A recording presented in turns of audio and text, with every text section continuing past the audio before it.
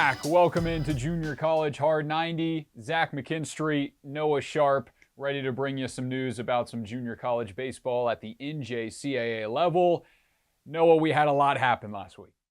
Man, did we. It was another doozy of a week. There's a ton to cover. There's a ton to recap. There's a ton to go over for next week. This is a fun, kind of cool episode because we added something else to it. Hopefully everyone likes it. And hey, the Joliet people, thanks for the gear. Thanks for the hat. It's awesome. The wife actually does like it. Can't wait to see y'all when you're down here in a week. But yeah, I'm ready to cover some junior college baseball and the craziness that it was. Yeah, well, stay tuned. We got the interview coming up in a little bit with NOC-Tonkawa's head coach. That's going to be a lot of fun. And then, yeah, if you have comments or questions about the show, be sure to add us at NJCAA Network on Twitter or to Noah Sharp or myself on social media. But let's dive into it, starting with McLennan. We haven't really had a deep dive on the Highlanders on this show, but currently in the NJCAA rankings, they rank number 5, and they had a monster week. Swept New Mexico Junior College, starting in game 1 with a 7-inning no-hitter combined between 3 pitchers. That was really impressive. They won 2-0, and the only 2 runs that scored were on manufactured runs on a sac bunt and sac fly, which I know you love, Noah, but we'll come back to that. Game 2, trailed 6-3, put up a 6 spot in the 7th inning, and Oklahoma commit Dayton LaChance, 3 hits, 2 homers in that game. Talking point out of that one, a lot of Canadians coming down to Texas to play junior college baseball, especially from Quebec. I remember Robin Villeneuve from a couple years ago at Weatherford All-American. He's hitting .364 at Texas Tech right now as their everyday starter. But certainly filling in those shoes is Dayton LaChance. He's been phenomenal to start the year. And then in game 3, won that one with more great pitching, 4-2. And that's not even the crazy part of their week. If you missed it, Seminole State, McLennan, down to the wire, late game. Looks like a double play is going to end the game. Celebration from Seminole State. Catcher was off of home plate on the double play, and McLennan runs around and scores the game-winning run. Wild sequence all around, wild week from McLennan. What are your takeaways? So McLennan, for me, I had a lot of questions. I knew they were going to be good at the beginning of the year, but there was questions, how are they going to do? They had some really early season contests with Cowley, and I can't remember the other one, but Cowley was the big one. And then obviously an MJC here, but I think they're answering it. This is another, we said it with Weatherford and then MJC a couple weeks ago. This is another match that could be a Region 5 championship. It's been it before. And the fact that McLennan came out and basically silenced a really hot team that's been hitting really, really well, says a lot about their pitching staff. And I mean that combined no-hitter. It was almost a combined perfect game. There was 1 hit by pitch in the last inning of the game. That's how close it was to being a perfect game. So their pitching is showing up. Their hitting is showing up. They're finding ways to win. I mean, figure out how to win now. Then come the end of the season, you're going to figure out, you've been there, done that by the end of the season. And McLennan has shown they've done it in the past. They won a national title 3 years ago, I think, before Mitch went to Baylor. But man, it's exciting to see them getting going, and there's a huge matchup in a couple weeks between them and Weatherford, which I might just have to drive either to Waco or to Weatherford or wherever it is, because they're both not that far away from me, and I'll just get a bowl of popcorn and be that gif on the internet, eating popcorn, sitting back, and just watching the great baseball for the weekend. That's going to be must watch if things continue the way they're going. I think that's in mid-April, so a little bit down the line, and I'm sure a lot of things will change before then. But for McLennan, getting it done on the mound and at the plate, they had 5 home runs in that game against Seminole State. A lot of pop in that lineup. Let's move to Kansas and the Jayhawk. How about Cowley and the Tigers? They jumped 6 spots in the NJCAA rankings after a dominant sweep of Indian Hills. And the pitching in that one was the primary point in that series, combining 6 earned runs across 4 games against Indian Hills. Where do you think Cowley ranks? Do you think they are a contender in the Plains District? I think the Plains District is going to be, it's open. It's been them in Johnson County for the better part of ever since I've been covering it. But Dodge City's come out real strong. Cloud County's always going to be a contender. Hutch has been great.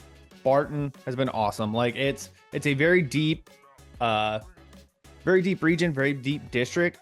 I love their tournament outside of Region 23, which I get it. I love the Region 23. I've said it every episode, I think. But this tournament, how they do it, I think is one of the best ways to do it. You have an opening round, best 2 out of 3, and then you get to, I think it's a best of 8. You go from 16 to 8, and it's chaos for 2 weeks, and anything can happen. Anything has happened. I mean, when Barton went a couple years ago, I don't think they were a very high seed in it at all. Ended up having some success at Grand Junction, or in Grand Junction, I should say. But Cali, I think, is right where they want to be. I'm a little lower on them. I think they still got a little bit more to do. But again, they have not played as many games because they've had a bunch canceled because it's Kansas. It's the beginning of the year. Weather sucks. But I think Cali's going to be right there in the thick of it come the end of the season. And then to wrap up Division I, 3 storylines for you. You tell me which one is the biggest takeaway from you. Number 11, Florida Southwestern dropped 9 spots with their series loss to Hillsborough. Number 6, LSU Eunice to 19-1 after they swept Murray State. And then number 15, Salt Lake scored 5 unanswered in the 8th and 9th to take game 1 over number 2, Southern Nevada. But the Coyotes won the next 2 games. Of those 3, which one's most important? I think the more interesting one for me is the Florida Southwestern one, because of how deep Florida Southwestern is, as a staff as a whole, but then how deep that just region is in Florida. I don't think we've given Florida enough shine as of late. We've talked a lot about Texas. We've talked a lot about the Midwest, but Florida, other than the Panama City deal, we haven't really touched on them. They have a huge matchup this weekend against State College of Florida. I've talked to both coaches. I've told them this is the battle of the jerseys. I love both color schemes. Both schools rock them great. But I think Florida Southwestern, I said it last week, but I think finally they're getting that mix of pitching and hitting that they either have the hitting or they have the pitching in recent years. But I think they're finally getting that mesh of both, which is kind of that dangerous combination. Plenty of time to figure it out too. But that being said, conference play isn't getting any easier. So I believe they're 6-3 in conference right now as it stands. Let's move down to Division II. We talked about the Babe Howard JUCO Classic last week. Heartland ended up 4-1. They got back on track after a bit of a slower start. Their one loss was a 10-0 loss to Kirkwood. Kirkwood finished 2-2, and then Division I Southwest Tennessee 3-0 with wins over Shawnee, Wabash Valley, and Kirkwood. So of that tournament, what did you notice? I really liked Heartland. I think Southwest Tennessee going 3-0 was big. Wabash Valley, I don't know what's going on there. I've talked to Biddle over there, and they started bad, and then they got hot, and then they're kind of struggling again, which isn't your stereotypical Wabash Valley, so it might be a need to worry for them finally, even though I hate talking bad about it, but it might be time to really kind of, hey, let's figure it out, because we're about to start conference play, and it's only going to get tougher from here. If anyone can do it, I know they can. I think they're approaching their loss total for like the last 2 or 3 years, or the highest it's been this early. So hey, if anyone can flip the switch and turn it around, it's those guys over there. But I would be worried. That's probably my biggest takeaway, is just how Wabash Valley kind of has hit a slump there, and I wasn't even expecting them to do that bad. So that's probably my biggest takeaway, is kind of what's going to happen with them. Granted, we're talking more Division II, but that was my biggest takeaway from the Babe Howard deal. Well, in Division II, one of the biggest storylines from last week was number 19 Kankakee. Preseason number 19, they're now 8-1 to start the season. But one of their starters, are Purdue commit named Peyton Nix. Hopefully I get that name correct. Perfect game in 7 innings with 16 strikeouts. He's pitched 11 innings this year. He's got 26 strikeouts. What an unbelievable start from him, and for Kankakee, the number 19 team in the preseason polls.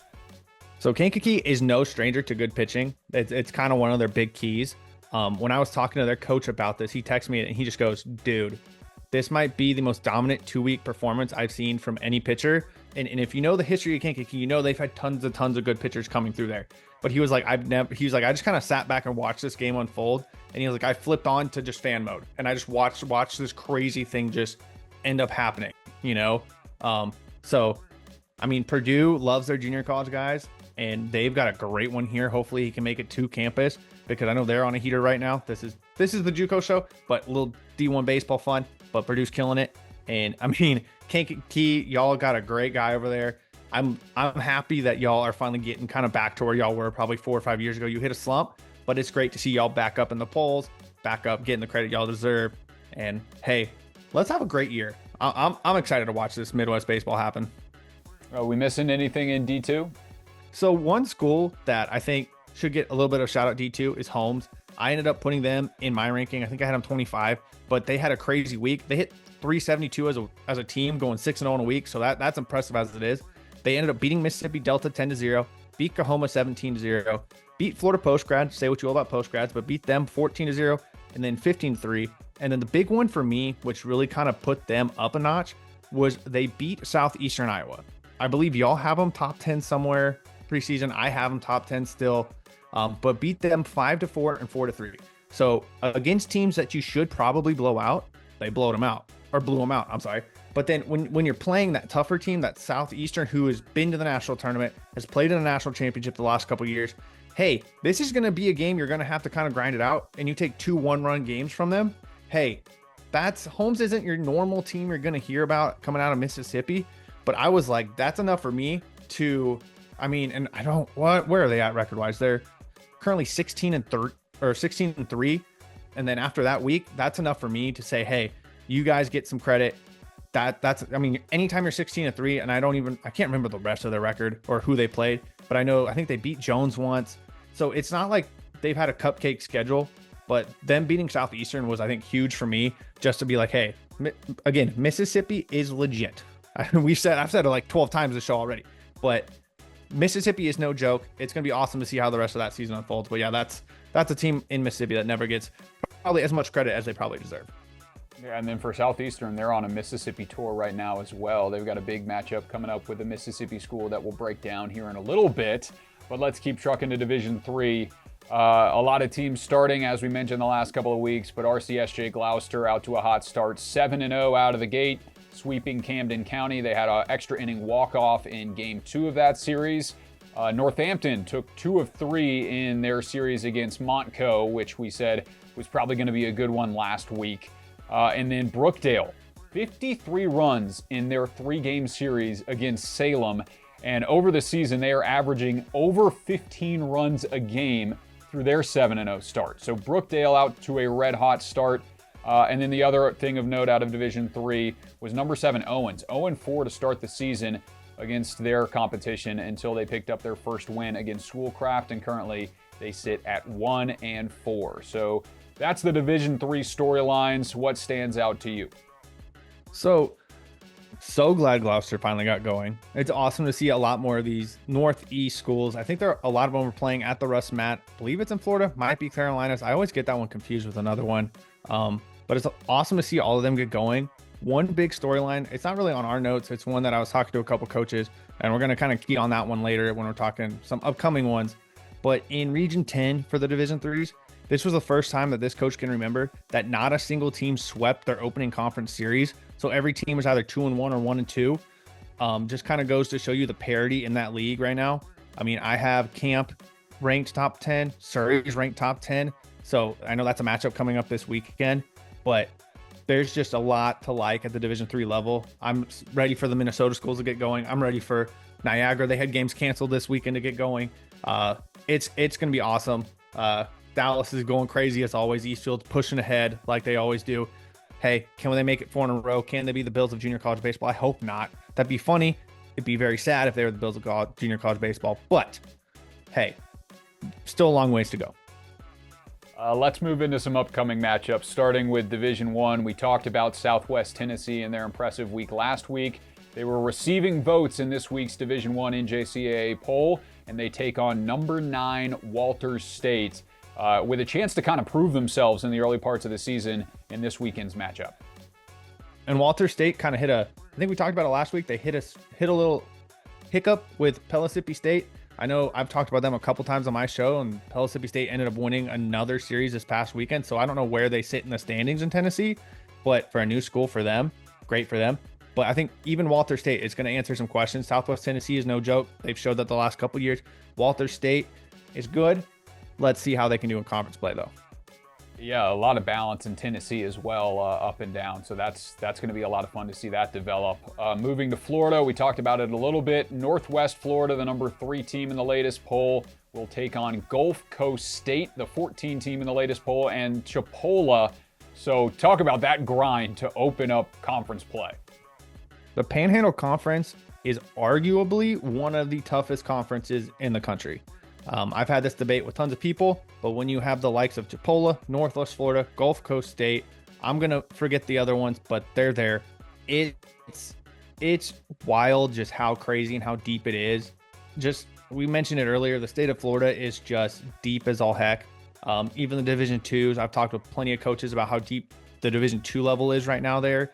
So if Northwest Florida can come out winning with a winning record this weekend, it's going to be A, impressive, B, it should happen because I think North Florida, wow, has what it takes, but it's going to be really, really impressive because these are not just cakewalk teams they're going to go up and play against this week. Another important matchup that's looking to be pretty good is number 20 Arizona Western taking on Central Arizona. Again, Arizona Western in the top 25. Central Arizona always has been a prominent name in junior college baseball that have kind of been sputtering into this series, but still has the feel of a big game series. And one thing, I know I always try to mention it, when you're looking at these West schools, they play with wood bats until the very end of the year. So any offensive number, pitching numbers, not take them with a grain of salt, but also know if a guy's putting up numbers in Arizona or Nevada or Idaho, they're doing it all with wood. So that's going to be a really cool kind of test to see. Both these teams should be right there at the end of the year. Central Arizona, I think I said at the beginning of the year, I felt like they were a little bit down with the coaching change and the turnover.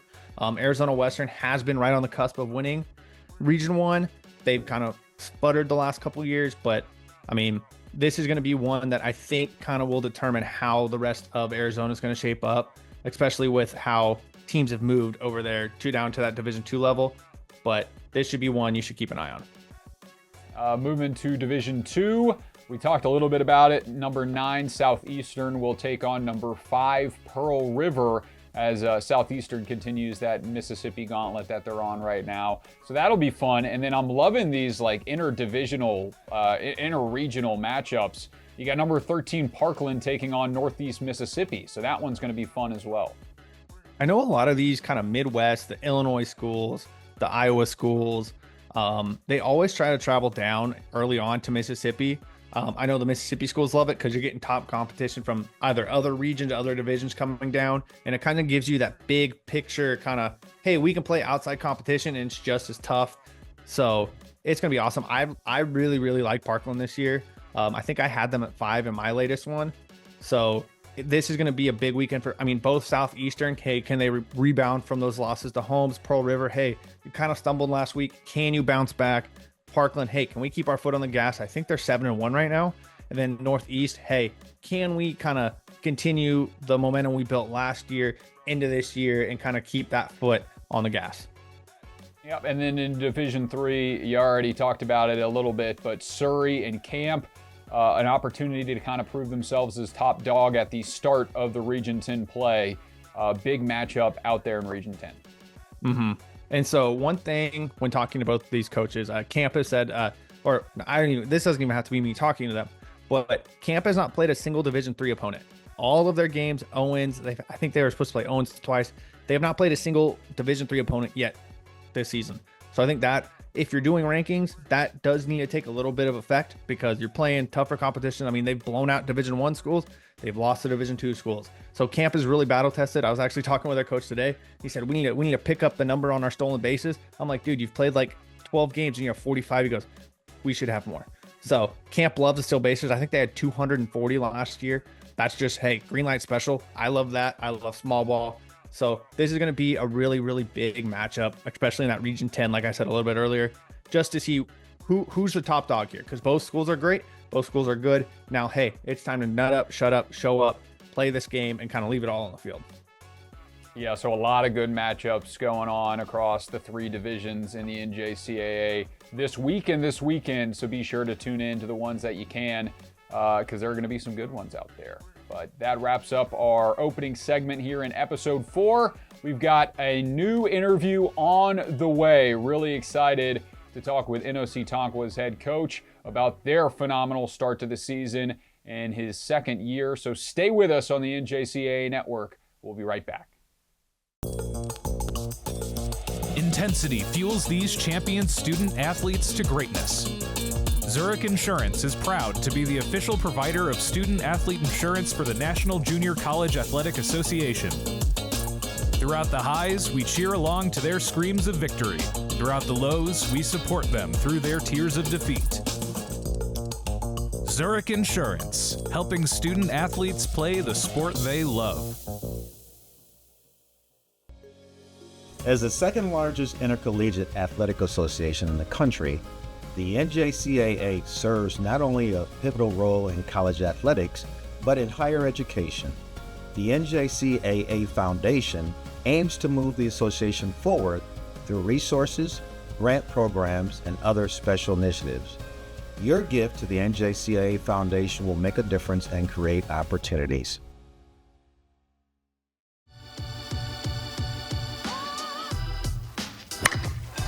Everybody, welcome back into JUCO Hard 90. We have our first guest of our first season. It is head coach Michael Keeran of NOC-Tonkawa.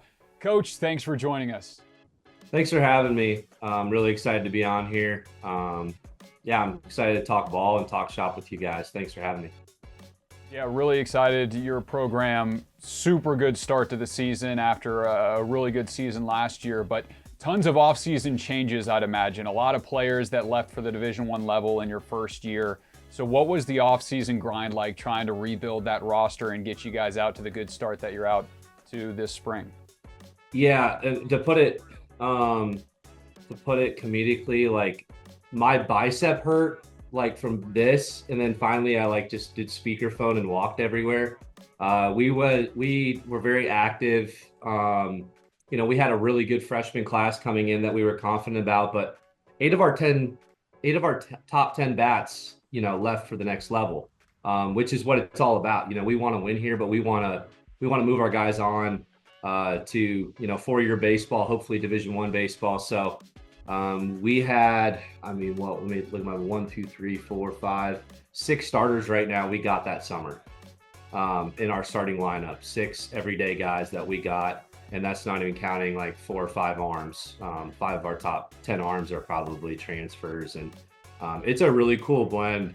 We have some really good returners. We have some really good freshmen. And then we kind of have a transfer class. And they all have the same goal that they want to win and get out of here. So I think that's what makes it special. And I think that's why we've been able to gel so well and why we're pretty cohesive and off to a good start. Yeah, one of the big returners for you guys has been Blade Carver, which number one, is that the coolest name in college baseball? And then number two, what has his growth been like this offseason to get ready for this sophomore year? Yeah, no, it's a really cool name. My 4-year-old always remembers his name because it is very unique and it's sweet. East Carolina's getting a good one. I think the biggest thing I've seen with his development is I think last year he had a really good year last year. So it's tough there's high expectations. But last year he was really good at making adjustments. And this year I think it's almost anticipation. I think he's able to anticipate some things. He had some really good guys to lean on last year. We don't have captains, but everybody kind of calls him Cap because he leads from the front. When we're in the weight room, he maxes out at like 600 pounds. He's got a 40+ inch vertical. Like he's a specimen, he's kind of built in a lab. And he's kind of earned that right to lead from the front. And I think this year our pitching coach Jack Nathan, still calls some pitches, but we give him a lot of freedom. And he's earned it. I think, I'm biased, but I think he's one of the best players in the country. Oh, yeah. And then the 19-1 start this season, what's been the biggest surprise for you, Coach, out of the gate here in this 25 campaign? Yeah, I think it's, early on, you're always a little worried about the offense, and last year we had such a good offense. And I think that was something where I stole like a Mike Leach line. And I was like, first team meeting, I'm like, those were Landon Johnson's hits. Those were Luke Shanahan's hits. Those were Matt Stancliffe, Larry Edwards Jr.'s hits. Like none of that. Outside of like Blade and Carson, nothing, is yours. You've got to go earn it. And they kind of just took that and just ran with it. And we came back, and I remember like talking to our assistants, like we're way ahead of where we were last year offensively. Like I was like nervous but excited for that first game just to kind of see what we could do. And then the other thing would be the bullpen depth. I mean, last year, like, we didn't have it. We had some really good arms, but we didn't have that bullpen depth. And this year it's like, I think as the game goes on, I'm less and less nervous. I think if we come out to a good start, we know that the next guy getting the ball is just as good as the guy that started the game. And I think that's really cool. And that's something that's, for me, been very rare in junior college baseball, is you kind of almost try to milk those innings out of your starters, and to be able to hand the ball to your reliever, and you're like, okay, this guy is just as good, if not better, than the starter. It's a fun feeling to have. It's a feeling I hope to feel a lot more during the year, but right now it's been sweet. So with, you've had that hot start. I know we talk all the time, but Yeah. you mentioned about a week ago, y'all have been on the road for like the last 2 weeks due to just some city stuff. And I Yeah. know I think it was my third year at Howard. I think our first 2 months we were on the road. So how is that? I mean, how does that affect the guys? I mean, obviously it hasn't really affected y'all much, but like, what's the mentality of, hey, these next 2-3 weeks we're on the road, we're not playing at home, and we're gonna go somewhere else, and having to change your routine. How have the guys really dealt with that? And then I mean, hey, you've been on the road all the time. So how has that kind of adjustment been in these last, I guess, 10, 12 games? Yeah, I think it's all about perspective. How we've tried to spin it is, this is a redneck spring break. You know what I mean? It's a little bit of a redneck spring break. It's a little bit like, hey, if you guys want to play professional baseball, minor league baseball, it sucks. It's not very glorious. This is what it's like. So you're going to find out real quick if you're made for minor league baseball. And then I think the other thing with it is, in that week, we had, school, virtual class, it was kind of hit and miss. So like, those guys got to sleep in. Like, we took advantage of that. We took advantage a little bit of just building that time to build relationships and continue to gel. And I think, it was just a big time perspective on how we look at things. Now, by the last night, I was like, it was like a bad family vacation. I was like, I got to get out of here. I'm going to rip some of these kids' heads off. But it was unique in how I worded it after day one, after that water conservation thing hit with the town. I just said, like, this is junior college. You're going to talk about this when you're 40 years old. You're going to talk about this when you're at your 4 year. So you can either complain and be negative about it, or you can be like, hey, this is going to be a really good story. And that's kind of how we, like, when we got to Missouri for our last couple games of that trip, I was like, you guys have done a great job. How are we going to cap this off? And then we come out and score 16, 14, and it's like, holy cow. Like, I can get into these guys a little bit, or just kind of mess with them a little bit, just kind of motivate them, and they just take off with it. And I think it has a lot to do with what these guys are about. And the main thing here. There's not a lot to do in Tonkawa, Oklahoma. So I think they're used to it. They were used to it a little bit. And we just kind of embraced it. So being from the Midwest, like, I've got to be, there's snowstorms and power outages all the time in the Midwest, and we got to change schedules. So for me, it was like, okay, this is why I came south, was to kind of get rid of some of this and not have to deal with this. And then it's like, all right, now it's back to the roots a little bit of having to adjust an entire week on the fly. Let's go to work. So it was fun. It was stressful, I'm not gonna lie, but I think it was really good for this team to deal with some adversity. Like you said, 18-1, 19-1, whatever it is, there hasn't been a ton of adversity, on the scenes, but behind the scenes there has been. And so that's good that we got to deal with it. In the region tournament, you're going to be tired. You're going to be in a hotel. So let's do it now. So let's have a little bit of a spring training with it. And then when the real thing comes, hopefully we're ready and prepared. So on, you're talking regionals right there.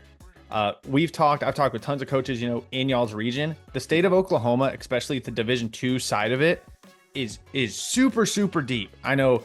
I mean, for me, I have y'all ranked, Enid ranked, Murray ranked, Carl Albert State's ranked. Like, everyone is just loaded at the Division II level in Oklahoma. So, I mean, if you were to give a pitch on what would make the Division II side of Oklahoma, a premier Division II destination. I mean, and you'll have to go play Arizona, and you have the Missouri. Like, y'all's district is probably, other than 23, that's a whole nother story. But this district this year is probably one of the deepest in the country.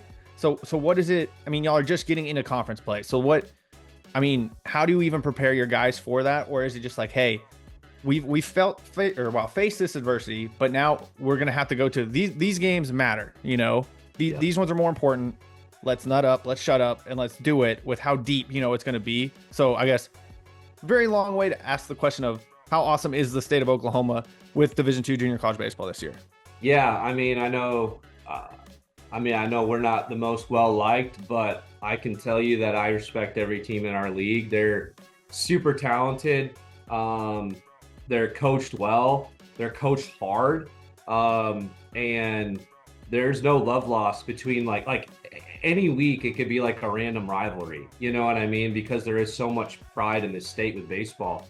And these kids grow up playing each other, and these coaches are extremely competitive and passionate. So, I mean, if you want to call Region 23 maybe the SEC, like this is kind of an old school like Big 12 Southwest Conference then. Like this is big time baseball, and like I've never seen, a JUCO D2, at least the anticipation that this season kind of has, like it's loaded. And I mean, there's guys signing with Oklahoma, DBU, East Carolina, Kansas. Like it's just freaking loaded with guys that are not just going to play Power 4 or big time baseball, but probably professional baseball too.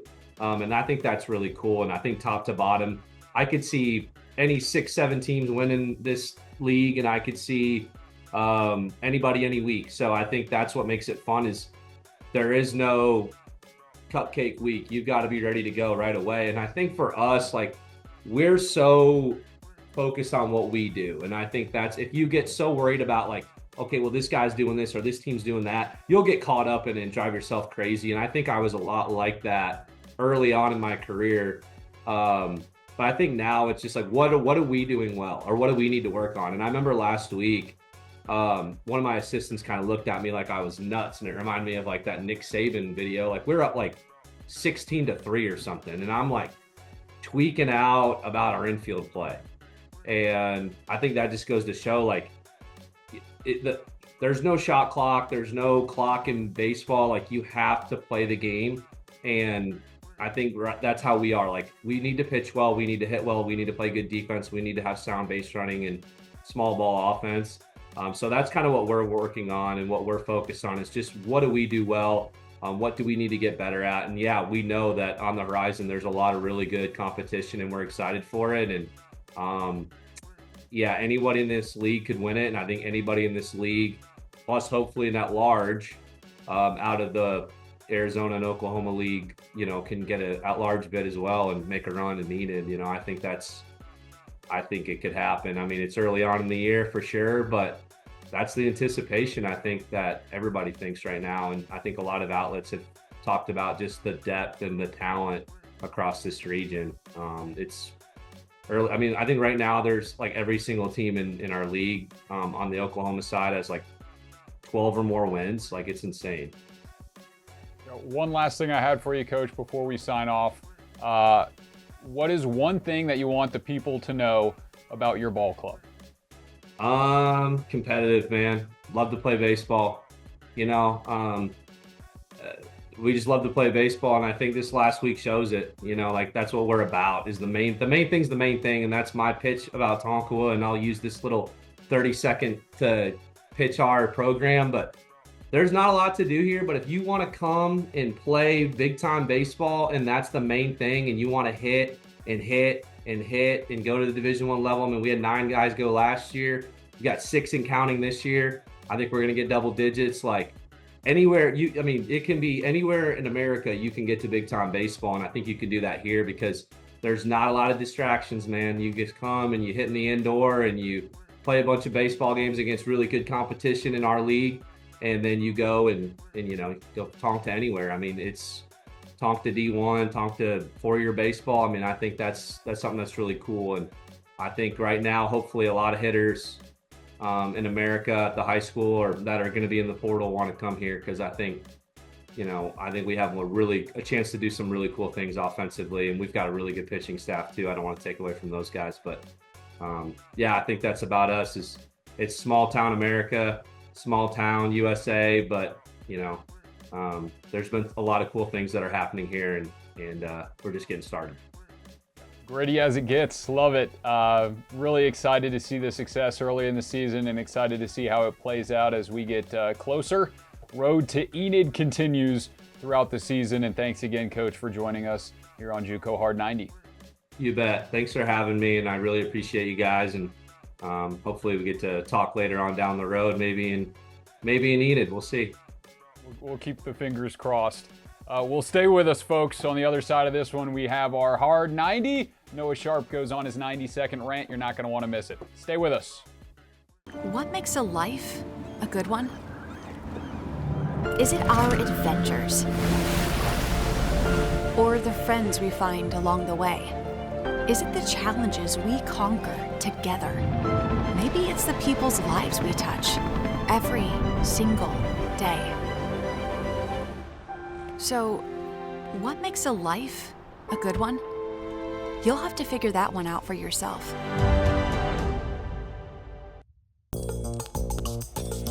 Intensity fuels these champion student athletes to greatness. Zurich Insurance is proud to be the official provider of student athlete insurance for the National Junior College Athletic Association. Throughout the highs, we cheer along to their screams of victory. Throughout the lows, we support them through their tears of defeat. Zurich Insurance, helping student athletes play the sport they love.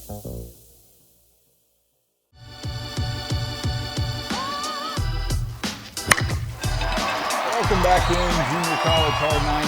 Zach McKinstry, Noah Sharp, and now it is time for Noah Sharp to give 90 seconds on the state of NJCAA baseball. Noah, your time starts now. Okay, so we're going to kick it off with two coaches, two huge milestones that got hit this past week. You had Coach Cheese's head coach Todd Englehart hit his 900th win. I believe that might have actually been yesterday. And then you had Eric Gilliland, hopefully I said that right, from Cloud County.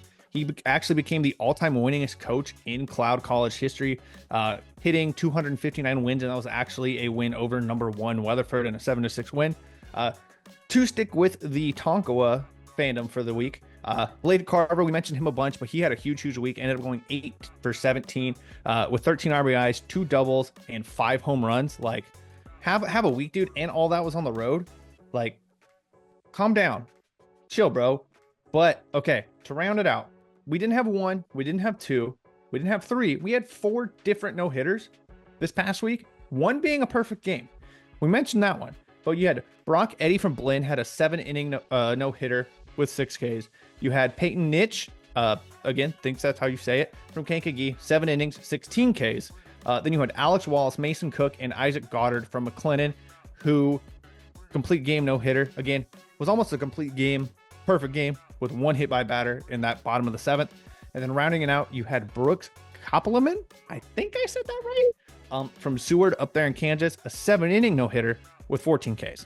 So I guess we need to wake up the bats. Someone needs to go throw them, do some Jobu rum or something and wake up the bats. But hey, great week for the pitchers, great week for some hitters.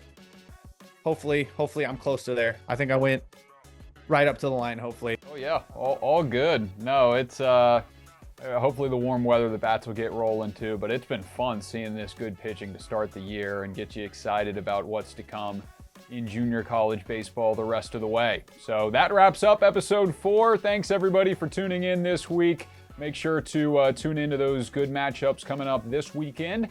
And if you have thoughts, concerns, want to reach out to us, you can find us on social media at NJCAA Network or at McKinstry Zach or at @the_Noah_Sharp. Had to be more complicated on his end, of course. But that wraps up the show. Thanks for tuning in, and we will see you back here next week.